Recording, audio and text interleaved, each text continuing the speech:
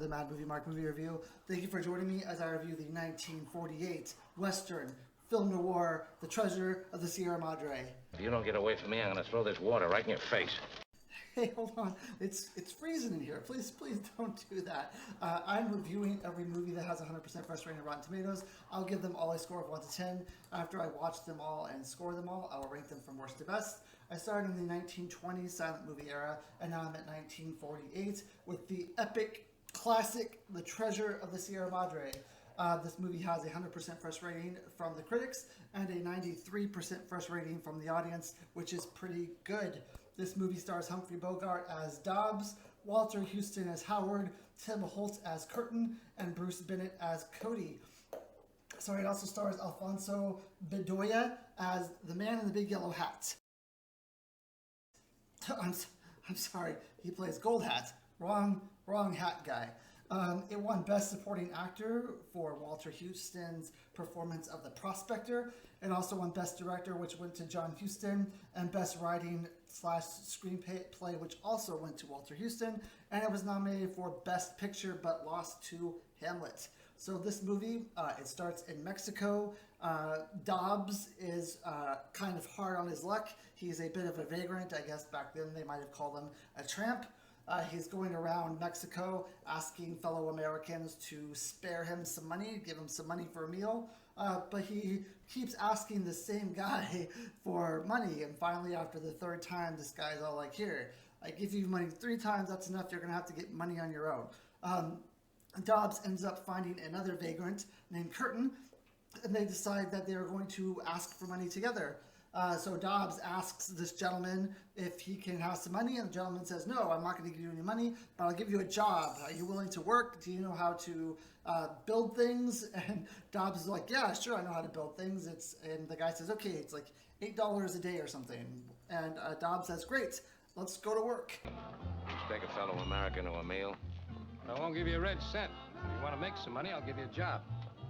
Now, what's the catch? Well, there's no catch. I got a job for you if you want it. So him and Curtin go to work, and it's really hard, like back-breaking labor in this like heat. I'm assuming this is in California. That's just an assumption because it's like during the gold rush and it's incredibly hot. And that's all we're known for here in California is really the heat, the gold rush, and expensive housing. Dobbs starts complaining about the heat, and the guy says, well, if you don't want to finish, and Dobbs is like, no, we'll finish. But, we never actually discussed the rate at which we're going to get paid. You just said how much it is, but like what day of the week are we going to get paid? When are we going to see some money? And the guy says, oh, well, when we get back to the town, then I will divvy up all the money to everyone. So we can kind of see where this is going. Of course, they get back to town. The guy says, oh, I left my wallet somewhere else. I'll be back with the money. And, Dobbs and Curtin are kind of, they know what's going on. They're not going to get paid. And they say, hey, look, like, we need our money. Like, whatever you want to do to these other guys, we don't really care. But we want our money. And so the gentleman says, yeah, meet me at this bar later on, and I will, I promise I'll give you the money you're owed. So they go to the bar. There's another guy there, and they're asking, is this guy here? And the other guy at the bar says, oh, you guys were swindled by him too, huh? He always gets like, stupid people from out of town, people who don't know what they're doing and don't know anything about Mexico. They always get those kind of people that hasn't worked for him and then never pays them. Pat McCormick? What about Pat McCormick? He's supposed to meet us here. Does he owe you any money? Yeah. Hey, how long you guys been around Tampico anyway? So, now they're down on their luck a bit. They don't have any money. There's this little kid who approaches Dobbs and says, hey, you want to buy a lottery ticket, mister? And I think this kid ends up becoming like a murderer in real life. I don't remember what his name is. He was a famous actor. He was on a television show, and then he like murdered his wife or something in real life. But anyway, the kid's like, you want to buy a lottery ticket, mister? And finally Dobbs gives in and buys like 1/10 of a share of a lottery ticket or something. So after this guy swindles them out of their money, they decide that they need to sleep somewhere. Where are they going to sleep where they don't have any money? They have enough money. They dig up enough money to sleep at this place that allows you to buy like a cot and a pillow. I think this is the same situation I saw in the movie The Kid, where it's not really a room you're renting. You're just renting like a small space with a cot and a pillow, and there's other people laying around you also sleeping in this room. So they rent this room, and while they're there, there's this old-timey prospector, and he is played by Walter Houston, who is John Huston's father. and he's the one who won Best Supporting Actor for his role here. And he's talking to everyone about how he's like a prospector, how he has done gold mining in the past, how it's like, you know, it's made him some money, but in the end, greed always gets people, and, you know, sometimes not everyone they make a little money, and then they want to make more, and they want to make more. Eventually, the greed gets to them, and it ends up destroying them. But he says, you know, if anyone ever wants to, like, go halvesies on the materials for this, I'm more than willing to go halvesies and go mining again.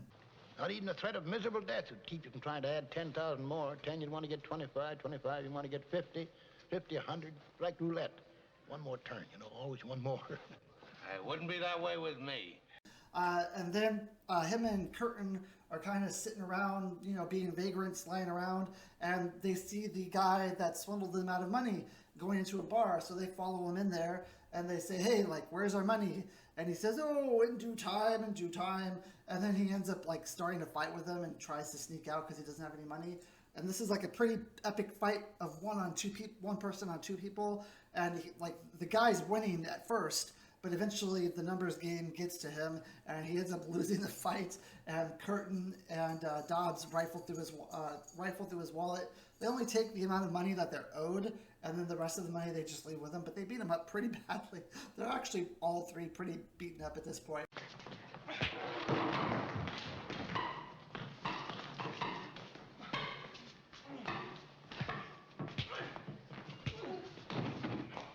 So now that they have a little bit of money in their pocket, they go back to that old prospector guy who we talked about earlier, and they say, hey, we have some money, we think we want to prospect with you, but they don't have quite enough money. Just then, the child who sold Dobbs the lottery ticket comes in and says, guess what? You won $200 in the lottery, and that's just enough money. That's just what they need to go prospecting. So that's perfect. So they buy all the gear that they need to go prospecting. So as they're going to the mine, to travel to the mine, they're going by a train. And as they're moving on the train, they're attacked by a group of Mexicans led by Gold Hat, who we mentioned earlier. It's really kind of a comical scene for me, because the Mexicans are shooting at the train's moving, and they're not hitting anyone. They're like stormtroopers. So apparently they are going to try to be stormtroopers later in life, and they're just getting picked off one by one. And it's funny because the way I saw the movie, the way it looked to me, is that Dobbs and Curtin and Howard aren't even ducking behind anything. They're not like hiding like behind the window pane or anything. They're just sitting there with their guns out, just shooting. Like they're open targets, and they can't hit them. And you know, eventually the Mexicans ride away, and the people on the train cheer, "Yay! You guys had guns. You defended us. Yeah, woohoo!" It's pretty funny that they didn't get shot. They didn't get hurt. They weren't hurt at all. They're just sitting there inside of a window shooting.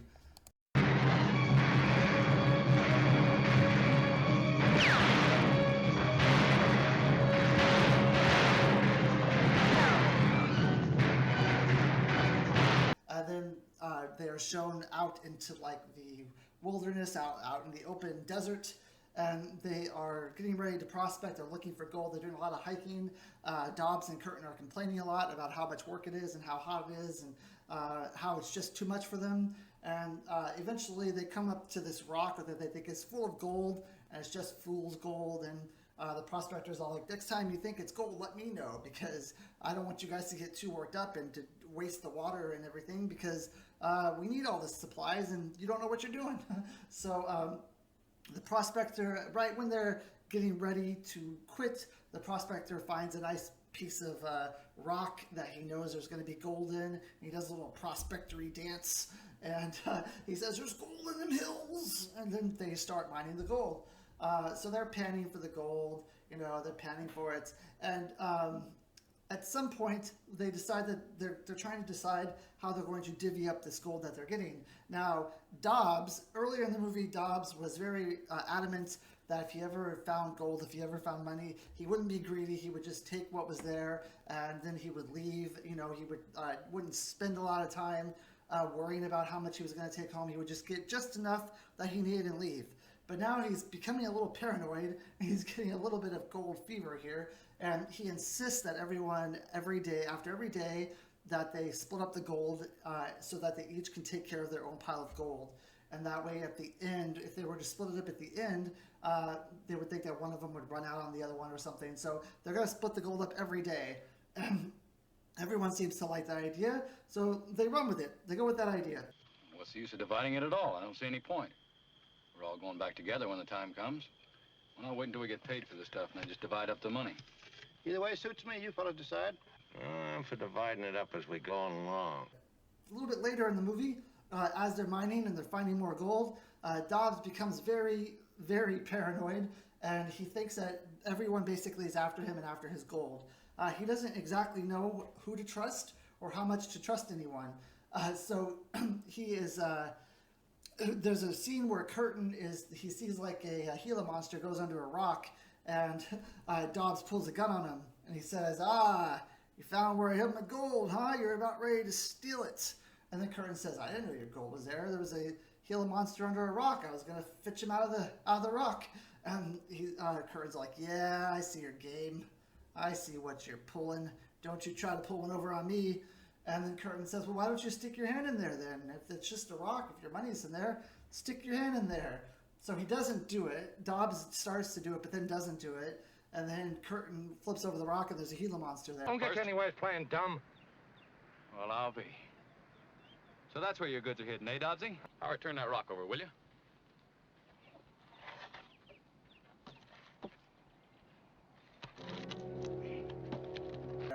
This is one of the first scenes, I believe, where Curtin really shows that he is a good person and that he really has no ill will towards anyone, and that he just wants to be there, everyone sharing the money, everyone be happy and leave. And this is who he is. This is who he's going to be through the whole movie. He's going to be a really good person, and Dobbs is just going to become more and more threatened by him as we go along. So there's another scene that follows where they need to go into town to get provisions. They elected Dobbs to do it, but Dobbs is very, he doesn't like this idea because he's afraid if he leaves his money there, if he leaves his gold there, then they're just going to steal it and pick up and leave without him. But if he takes his gold with him, he's afraid that he'll be attacked and that they will, he'll lose his gold. And the prospector says, well, if you take it into town and you're attacked, you're going to die anyway, so why don't you just take it with you? But Dobbs puts up a huge fight, and they end up sending Curtin instead. I don't get the idea you two are putting anything over on me. Take it easy, Dobbs. I know what your game is. Well, you know more than I do. Why am I elected to go to the village? Why me instead of you and Curtin? Oh, don't think I don't see through that. You two thrown together against me. So Curtin goes into town, and he's buying all these supplies, and then he's noticed by another American who is named Cody. Cody originally comes up to Curtin and says, hey, look, I see you're buying all these supplies. Why don't you take me with you? And Curtin says, no, it's okay. I'd rather go by myself. Thank you anyway. And then Curtin goes back to camp. I meant what I said about going along with you. Those are my 2 burros. I'm all packed up and ready to start. If you let me go with you back to your camp. Oh, thanks anyway, but I prefer going by myself. When he gets back to camp, he lets everyone know, hey, this guy named Cody, he's probably going to be following me, and he's probably going to come to the camp, and he's going to want to mine with us, and he's going to want to in on this. And they're like, well, what makes you think that's going to happen? And he says, oh, because he's standing right there.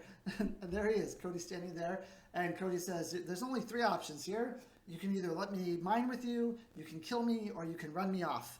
I think the best option is for you to let me mine with you, because if you kill me, then, that looks bad on you. And if you run me off, I can just go tell other people that your mine is here, and there'll be thousands more people coming to jump your claim. So they all talk amongst themselves, and they decide the best idea is to kill him. So they go up on top of the mountain to kill Cody, and Cody notices that in the valley there is the same group of Mexicans who were shooting at them when they were on the train. So they have not become stormtroopers yet, but they are hot on the heels of these these miners. So it's number 1, is it? Better take a look down that hill first.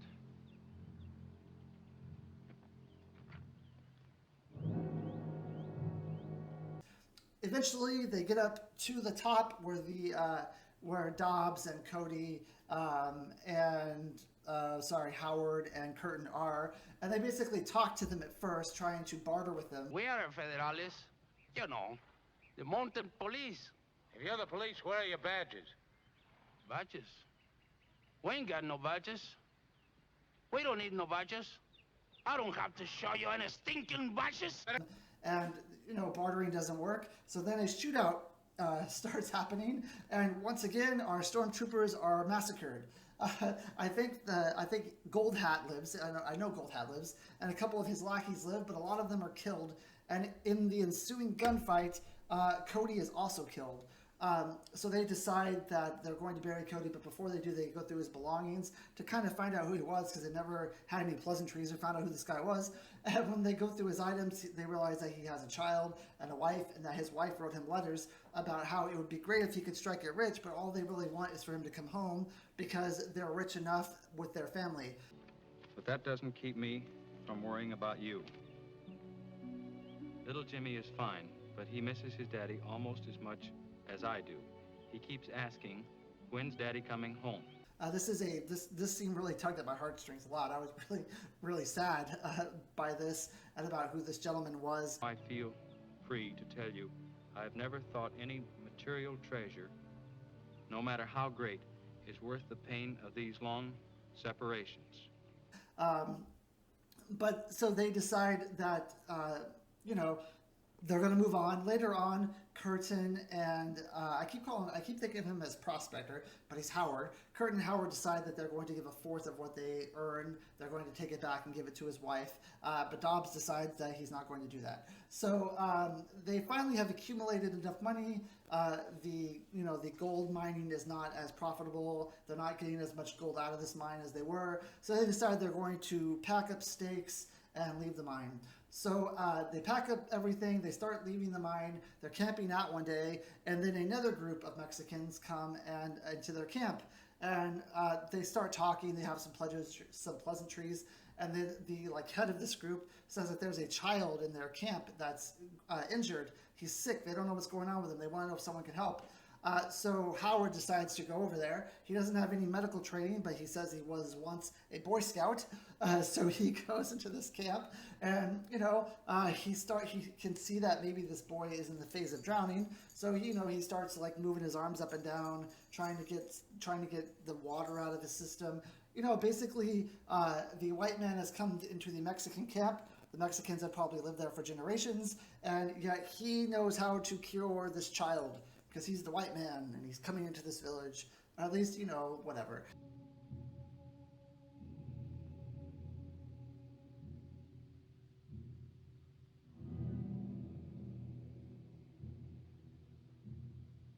So he ends up doing it, and afterwards, this group of people, they honor him. They think that he's somewhat of a god.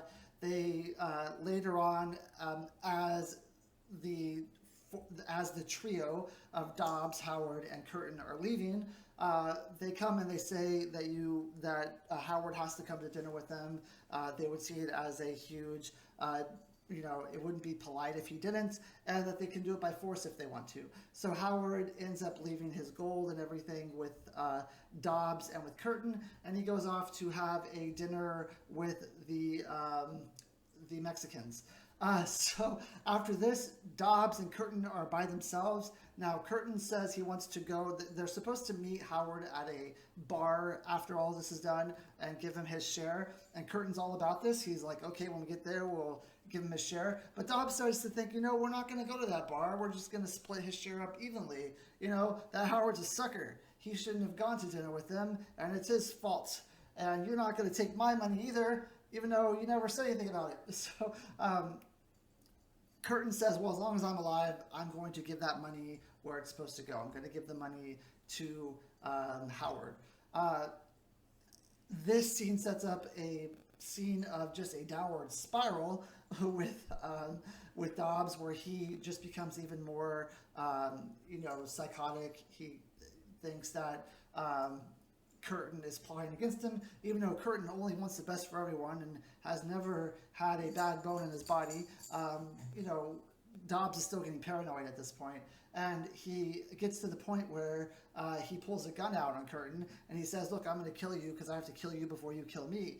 And Curtin says, they're going to find you if you kill me. There's going to be a body here. They're going to notice that that I'm gone. And Dobbs says he's going to take that risk because he can't have Curtin killing him. So he takes Curtin behind a rock and shoots twice. And apparently he is also trying to become a stormtrooper, because we later learn that Curtin didn't die from those gunshots. He was just shot in the shoulder. Now apparently Dobbs can shoot pretty well from a rock, hundreds of feet in front of him. He can shoot people, but when it's right up against someone, he misses. I mean, you're gonna murder me? Oh, brother, not murder. No, your mistake.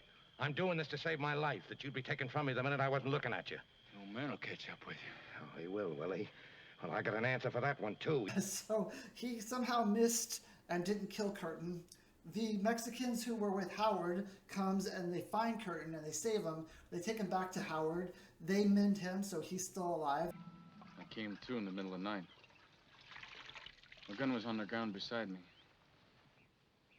Must have left it there to make it look like suicide. Howard says, well, we should go find Dobbs because he has all of our gold. So they go on a pursuit for Dobbs. Dobbs ends up becoming in very dire straits.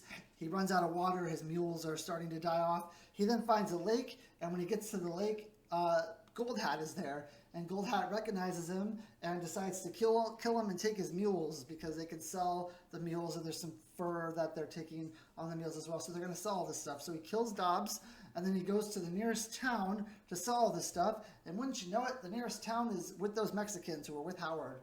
So they notice the branding on the mules, and they notice right away that this belonged to Howard. And they execute Gold Hat and his two men. And then Howard and Curtin ride into town, and they say, great, like, you found the mules. We're sad to hear that Dobbs died, but where did all the money go? Where did all the gold go? And this little boy says, I heard them talking, and they were saying that they got rid of a bunch of sand that was weighing down the furs. So once again, people in their element. These people probably have lived there for centuries. I'm sure these Mexican smugglers or, thieves, whatever they are, have, been roaming the countryside for decades, for generations, and they don't know what gold looks like because they thought it was sand. So they got rid of it. And then when Dobbs and Howard go to find their gold, there's this huge windstorm that's blowing, and it blows all the gold away. And then Howard starts laughing, and he says, wow, 10 months of our life, and we got nothing? It's hilarious. It couldn't have happened any more funnier of a, it couldn't have been more funny. And then his laughter starts to become infectious, and then Curtin laughs, and then they're all laughing.